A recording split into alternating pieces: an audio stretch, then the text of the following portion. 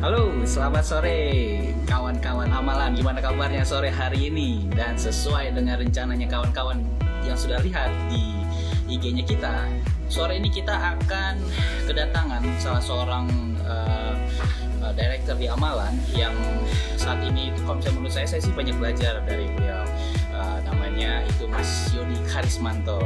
Beliau selain juga masih anak muda, dan beliau juga itu orang yang seru banget. Kita akan bahas bareng itu gaji cuma mampir tiap bulan. Kenapa ya? Halo Mas Yodi, gimana kabar? Halo, selamat sore Mas Genta dan Sobat Amalan. Bisa kembali hadir lagi di sini, senang sekali. Udah 2 minggu kalau nggak salah nih absen. Iya benar-benar, dan langsung masuk ke materi yang memang kayaknya dibutuhkan oleh banyak orang nih. Oke. Apa itu materinya? Pas waktu dapetin postnya di amalan tuh seru banget. Gaji cuma mampir tiap bulan. Kenapa ya gitu ya? Mungkin kawan-kawan yang memang bekerja atau enggak yang ya pokoknya gajian lah ya. Pasti ada mungkin gajian di bawah UMR. Ada juga mungkin yang udah lebih belasan juta lah mungkin. Nah, ini terkadang problemnya kok ternyata hampir-hampir mirip. Hampir sama, ya. Cuman keluar masuk aja ya gajinya ya. Aja. Habis itu apa istilahnya ya?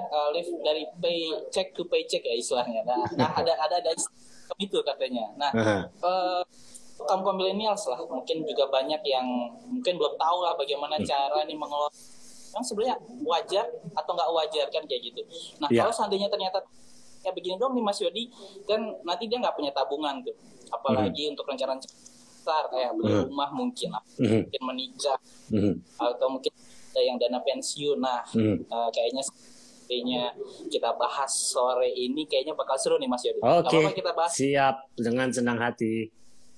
Waduh, sip Mas Yodi. Aku langsung mulai nih, ada beberapa pertanyaan sudah dirangkum nih oleh tim Oke, Mas Yodi. mantap, lanjutkan Mas Genta. Menurut Mas Yodi, apa yang membuat gaji atau penghasilan seseorang itu sering habis nih Mas, bahkan sebelum gajian lagi?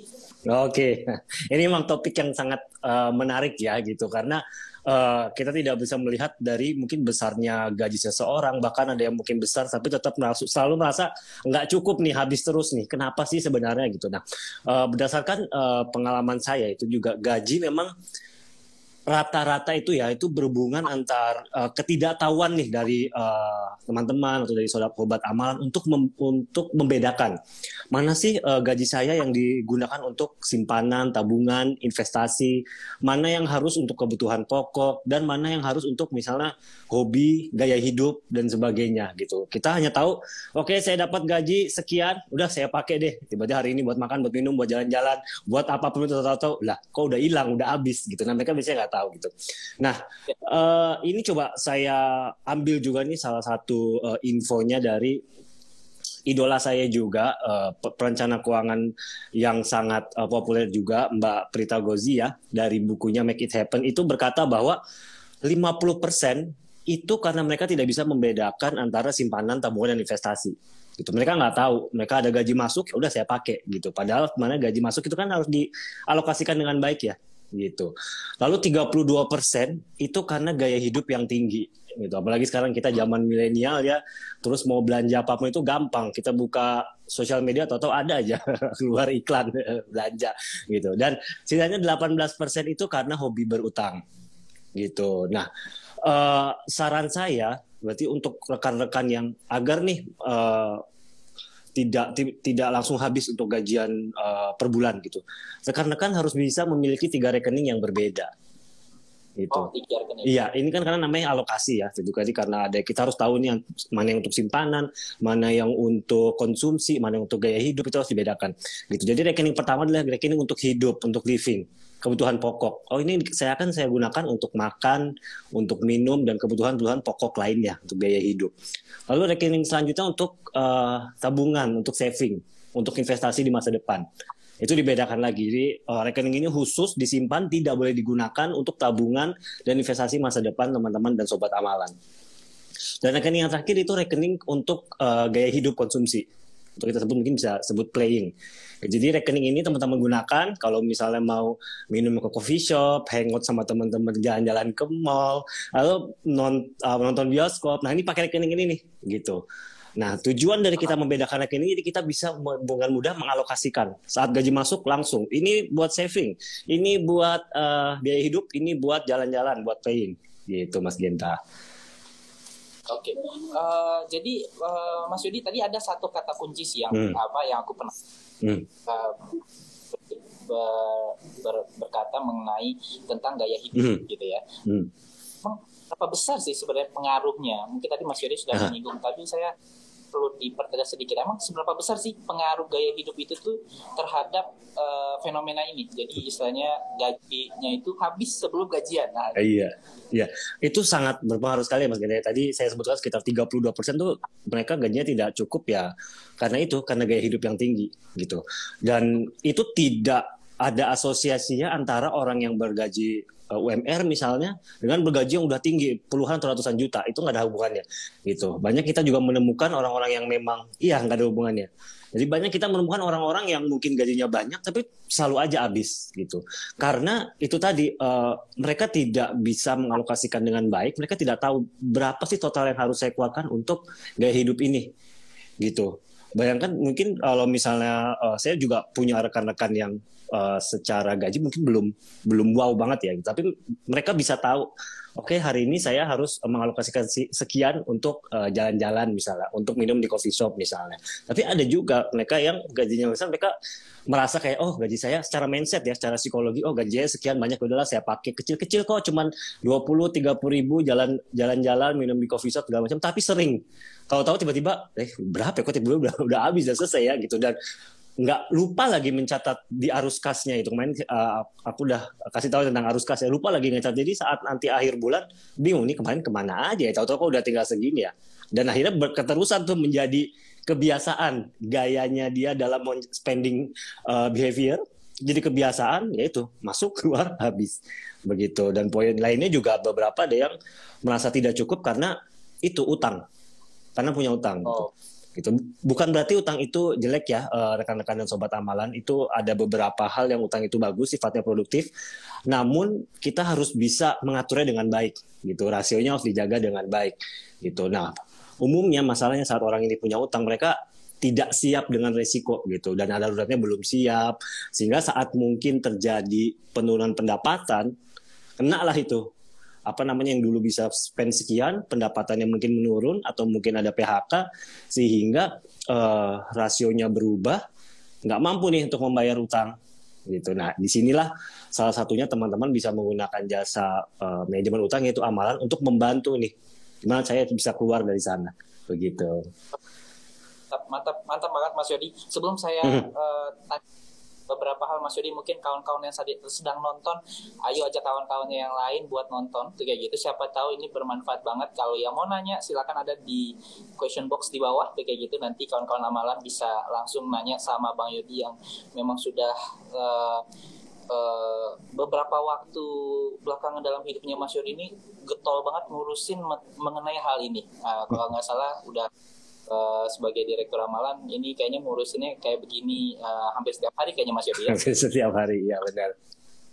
Oke, nah pertanyaan berikutnya nih Mas Yodi ya, yang jadi kalau bicara soal gaya hidup konsumtif tadi kita bilang, kok yang tadi Mas Yodi udah cerita udah orang gajinya itu tuh besar nih, bisa sampai puluhan juta. Benar. Mungkin orang yang gaji nggak puluhan juta itu berharap biar bisa dapetin puluhan juta supaya biar bisa keuangannya lebih bagus mungkin dalam pikiran kita harus ada harus ada gaji besar dulu baru bisa manage keuangan bagus. Apakah benar seperti itu? Nah kalau dan sehingga mereka ngerasa kok kalau udah puluhan juta, ada juga orang yang akhirnya kok gajinya malah tetap aja nggak cukup juga, pengennya lebih besar. Itu gimana sebenarnya Mas Yodi? Oke, jadi sebenarnya kekuatan finansial seseorang itu bukan dilihat dari penghasilan ya Mas Genta dan Sobat Amalan gitu. Jadi besar penghasilan bukan menentukan kekuatan finansial, tapi bagaimana pengeluaran mereka yang sesungguhnya. Kita lihat contoh misalnya ada si A sama si B nih, gitu. Nah, si A ini penghasilannya anggap aja 5 juta per bulan. Si B penghasilannya 30 juta per bulan gitu. Tapi kita lihat spending pattern-nya, pola hidup pengeluarannya seperti apa nih gitu.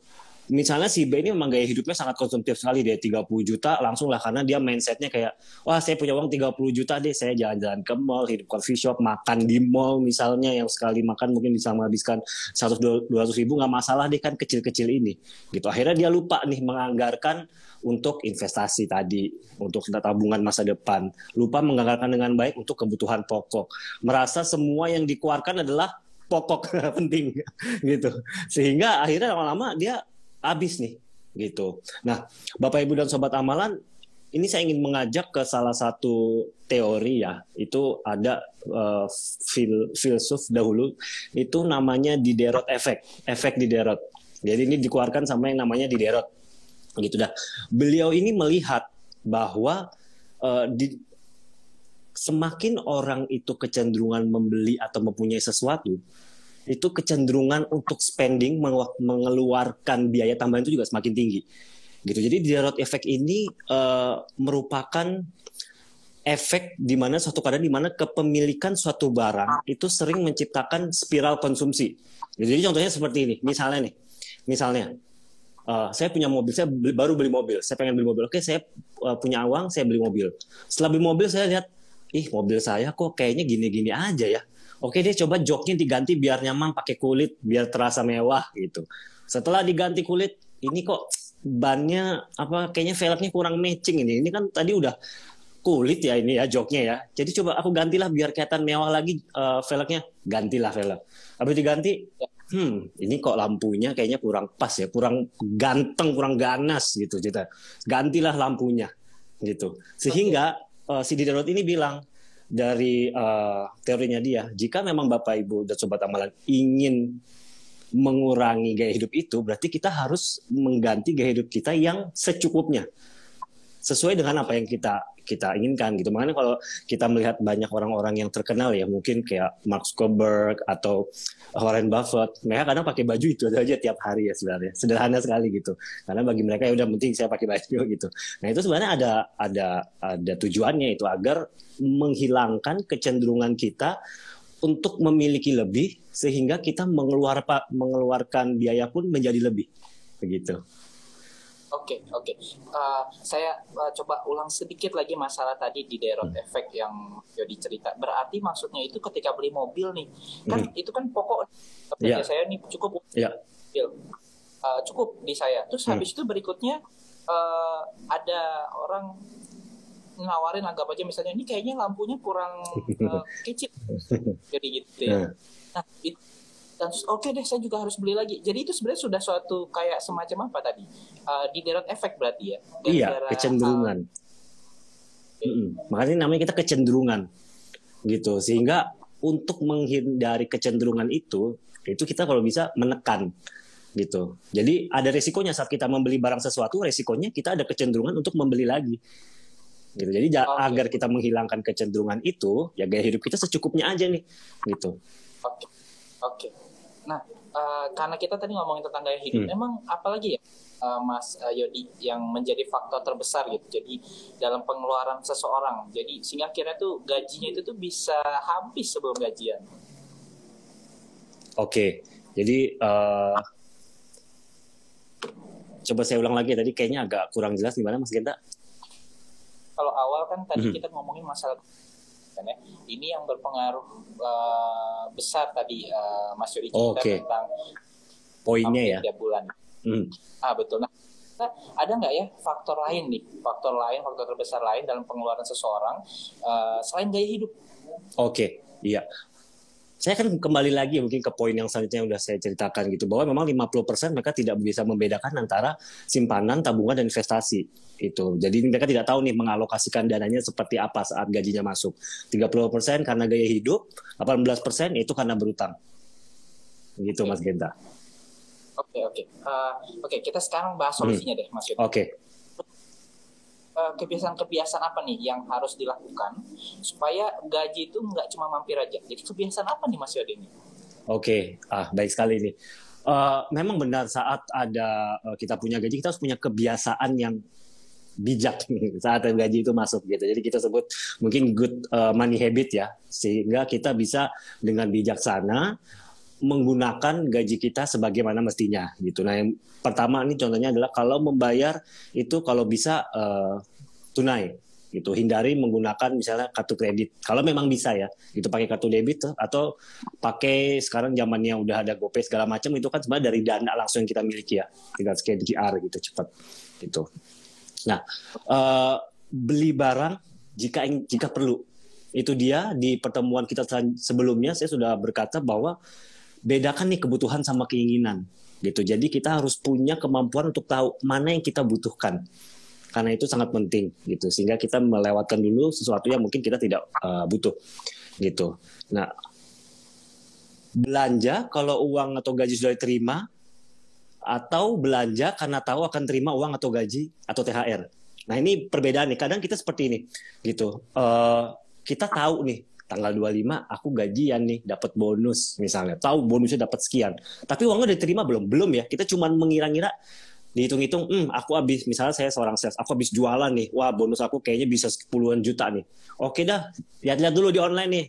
Masuk belanja online, terus oke ini masukin ke keranjang, masukin ke keranjang. Nunggulah nanti gajiannya tiba gitu. Atau mungkin ada beberapa ya udah nih masukin ke keranjang, mumpung lagi promo 11 promo 12 gitu. Aku tahu nanti ke depannya akan ada gaji, pakailah kartu kredit dulu gitu. Nah, ini salah sebenarnya. Harusnya kita belanja saat kita tahu kita punya uangnya sekarang.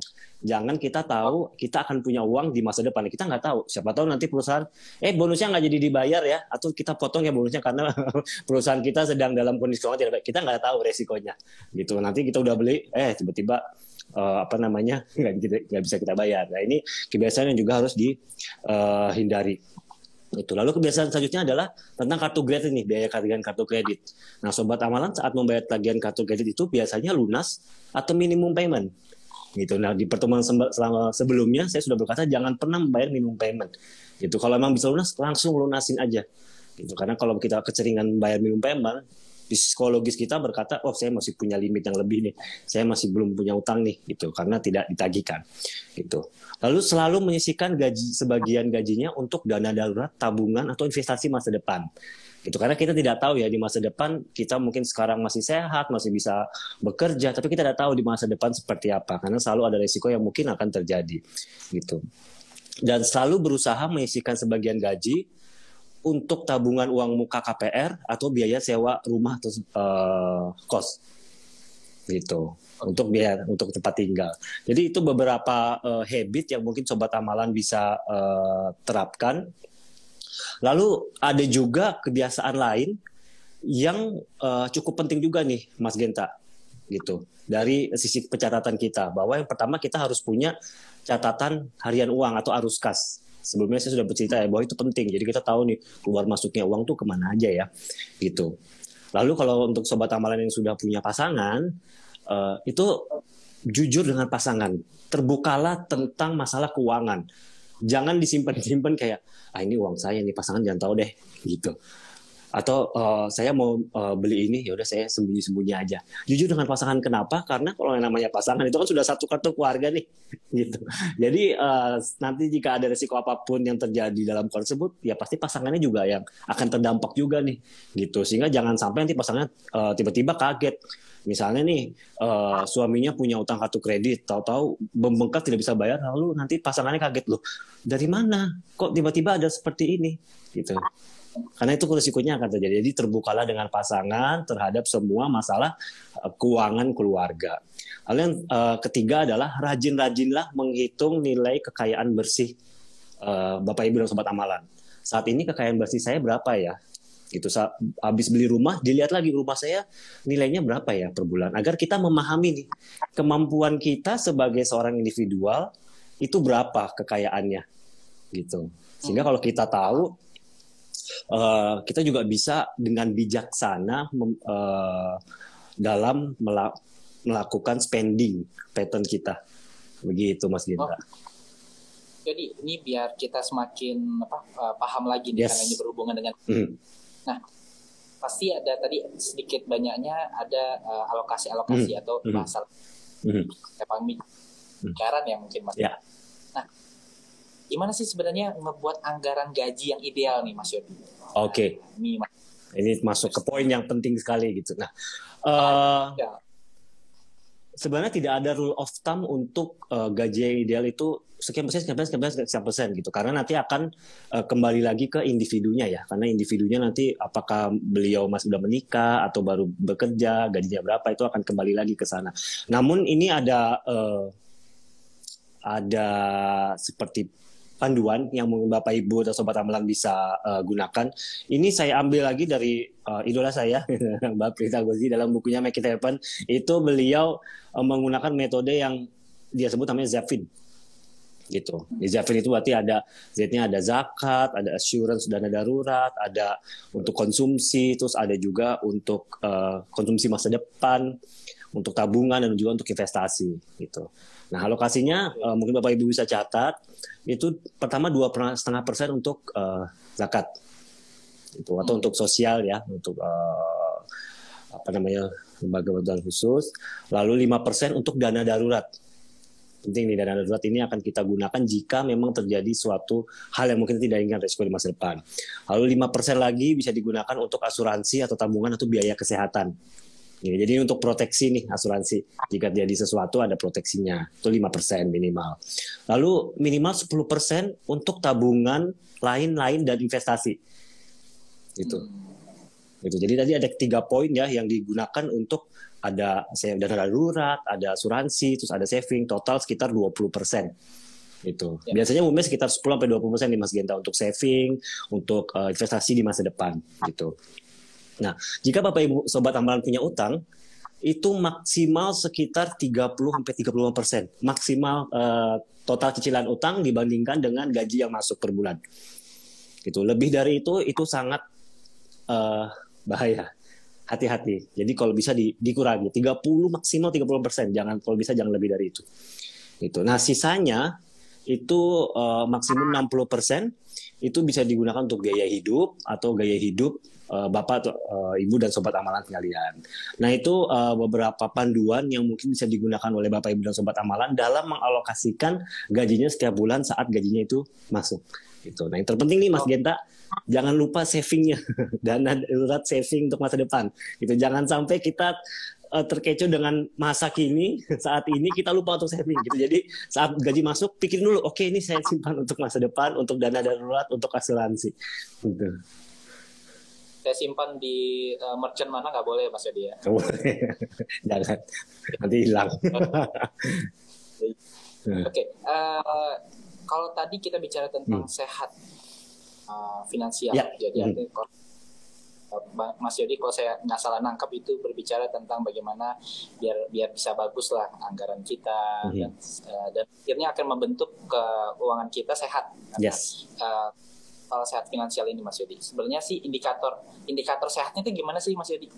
Nah, indikator. Oke. Ya. Ada beberapa indikator yang kita bisa katakan Bapak Ibu dan Sobat Amalan itu sehat secara finansial. Yang pertama itu kembali lagi dana darurat. Dana darurat itu minimal 3-6 kali pengeluaran rutin per bulan. Gitu. Bahkan kalau saya pribadi nih saya menargetkan malah 12 kali gitu. 12 kali pengeluaran rutin per bulan. Jadi biar kalau ada risiko apa-apa ya lebih aman dana daruratnya. Jadi kalau Bapak Ibu dan Sobat Amalan, aduh saya dihitung-hitung dana darurat saya belum sampai nih minimal 3 kali. Nah, itu giat-giatnya lagi untuk menabung gitu. Jadi kalau misalnya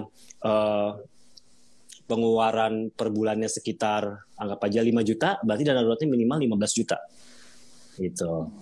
Lalu yang kedua adalah utang. Jadi mampu mengelola utang, tadi saya sudah sebutkan itu maksimal sekitar 30-35%. Jangan lebih dari itu. Jadi Bapak Ibu dan Sobat Aman coba lihat lagi cicilan utang per bulannya berapa, lalu pemasukan bulanannya berapa, dibandingkan jika kurang dari 35% berarti hebat. Itu udah bisa mengelola dengan baik. Tapi kalau lebih dari itu, saya sarankan untuk bisa menekan dan mengurangi porsi utang tersebut. Jangan lebih dari 35%. Lalu indikator yang selanjutnya itu punya rumah tinggal, lalu bisa mengendalikan gaya hidup. Ini untuk mengendalikan gaya hidup ini nggak mudah ya Mas Genta itu tadi gitu, bahwa kan ada efeknya, ada kecenderungan psikologis sehingga kita sebagai individu harus mampu nih punya pengendalian terhadap gaya hidup gitu. Selanjutnya juga punya dana pendidikan, punya tabungan untuk hari tua, lalu punya asuransi atau proteksi, dan terakhir punya, jika mencukupi semua, punya portofolio investasi untuk masa depan. Gitu. Nah, ini beberapa indikator-indikator. Jika yang saya sebutkan ternyata cek, oh saya punya A, satu, oh B punya, ini punya, semuanya punya, bagus. Berarti Bapak Ibu sudah sehat secara finansial. Jika belum, tidak perlu khawatir. Ini juga butuh waktu nih. Yang penting mindset kita sebetulnya untuk mau mengendalikan pengeluaran kita dengan baik, untuk mampu untuk mengendalikan gaya hidup kita juga dengan baik. Mantap sekali Mas Yodi.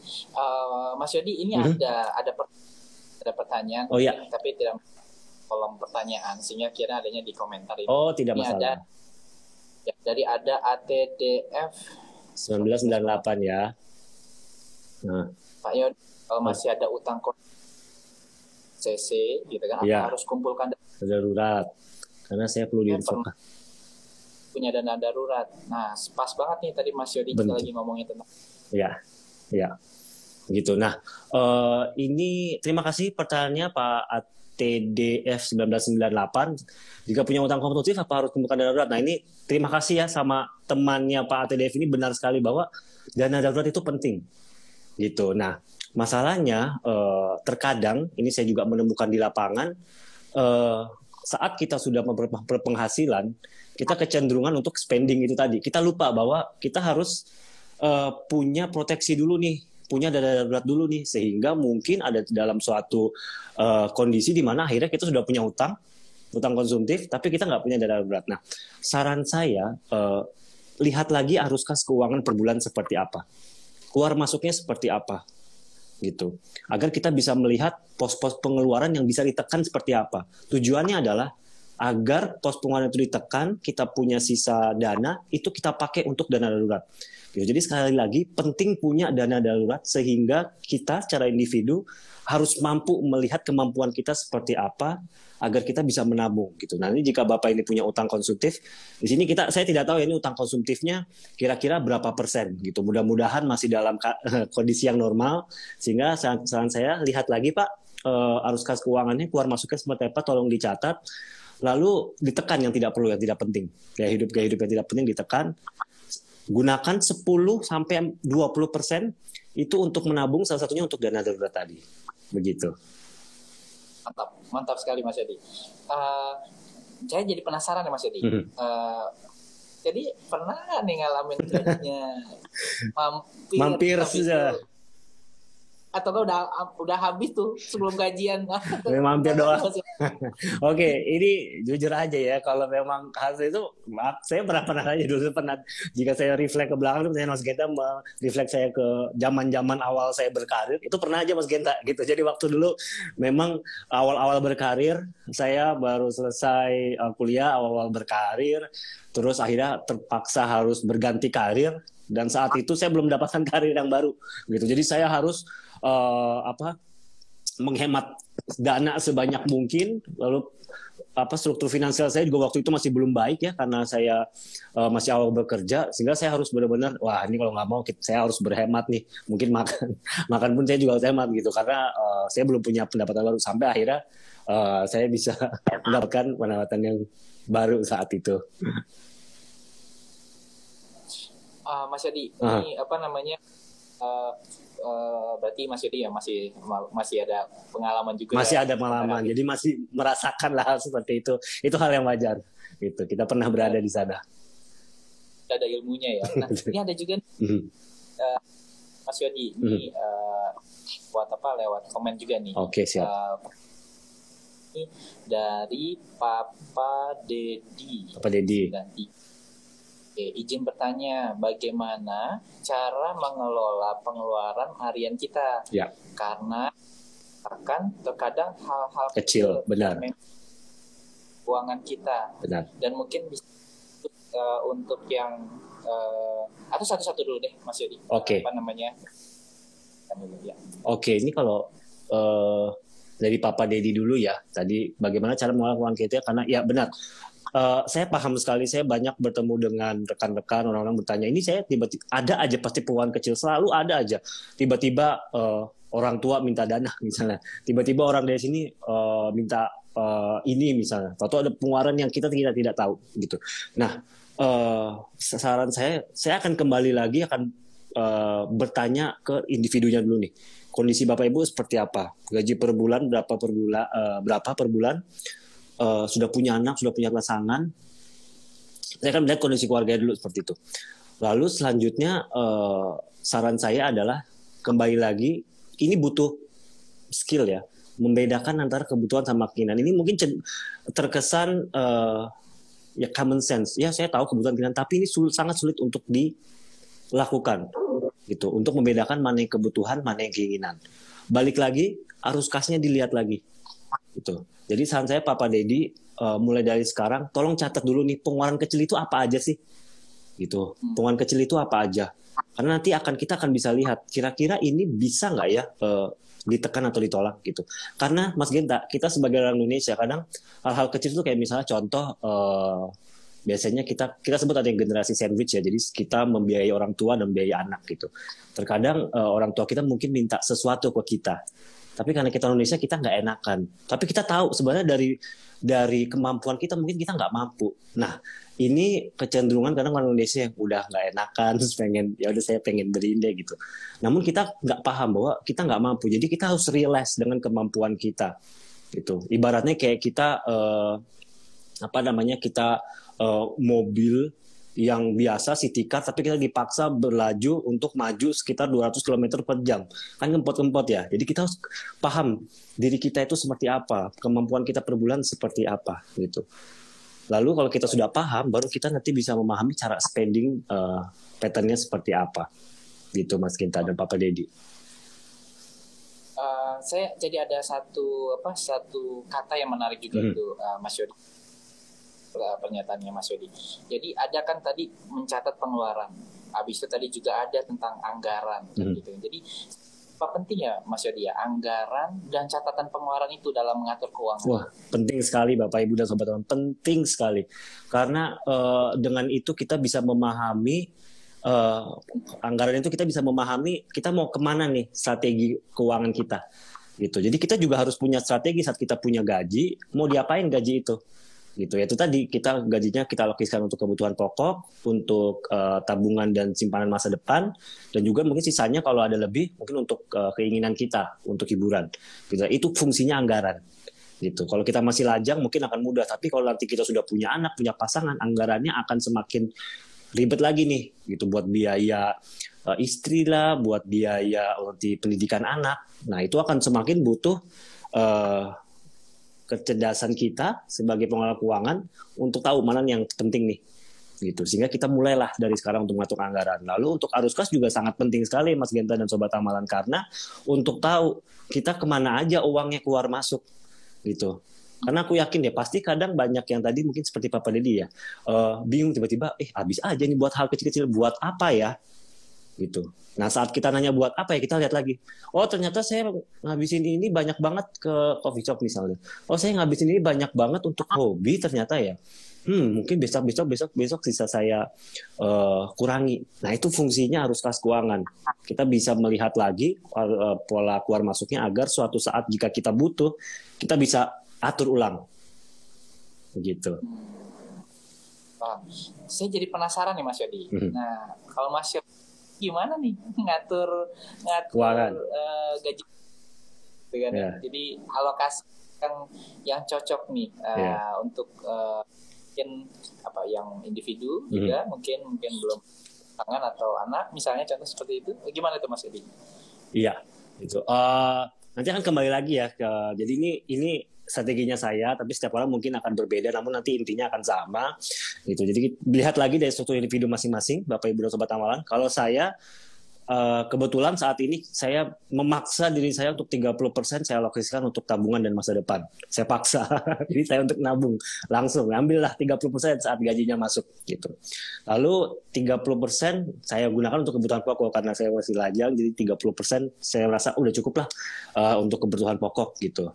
Lalu saya punya hobi juga nih gitu. Jadi saya ingin alokasikan ya udah 10% untuk hobi saya lah gitu.